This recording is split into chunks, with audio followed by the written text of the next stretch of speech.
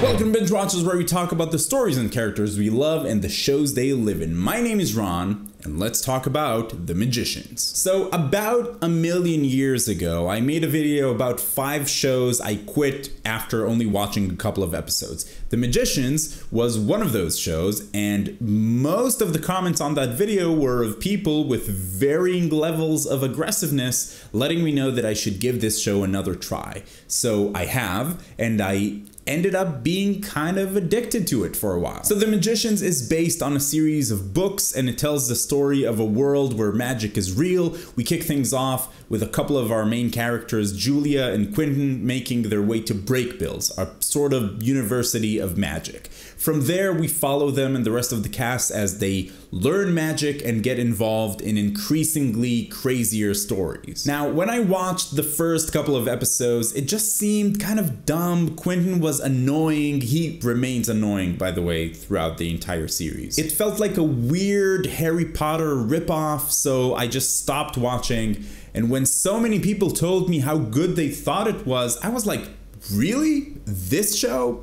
Well, now, after having watched 3 seasons in an embarrassingly short amount of time, I feel confident in saying this is one of the most addictive shows I've ever watched. The Magicians is ridiculously watchable. It's impossible to watch just one episode of it once you get going. Magic is a big part of the story here, obviously, and I suspect that if I read the books, I probably wouldn't have liked it because I've been on a crazy fantasy kick lately, like the past year with books, and I've grown to love hard magic systems where magic is clearly defined and the way it works directly impacts the story and the characters. If you've ever read anything by Brandon Sanderson, you know what I'm talking about. The Magicians is the complete opposite of that. Magic does whatever the plot needs it to do at that moment, and it's used to just create the craziest, weirdest situations. There's no system that's communicated to us. We just have to take the character's word for it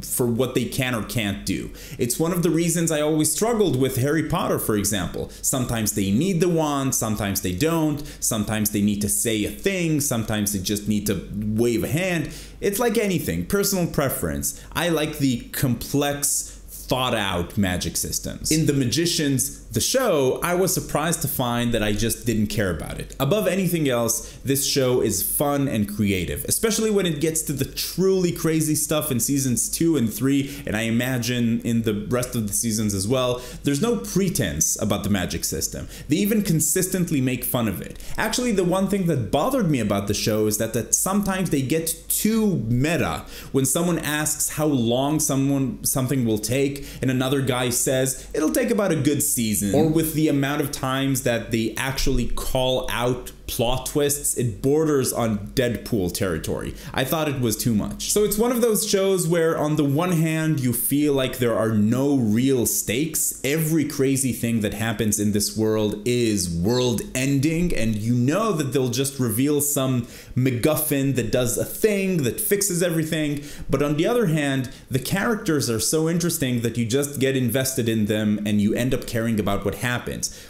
You're not really guessing about will they make it or not, because obviously they're going to make it. You're guessing what's going to be the incredibly creative workaround they'll come up with. Elliot, by far, was my favorite character in the show, both from a performance standpoint, where I just could not imagine any other actor playing this role, and from a character development perspective. Elliot has just such an amazing character arc, but he never loses the things that make Elliot who he is, even as he grows and matures. The entire group of characters at the heart of this show is pretty great. I did struggle with some of them at first, especially Quentin, and it's a weird journey with his character, because he does grow and he learns things about the world and himself, but he stays very annoying. He's the one character where I just can't buy that he's supposed to be like 20-something, and the fact that after all they go through he kind of stays the same throughout the story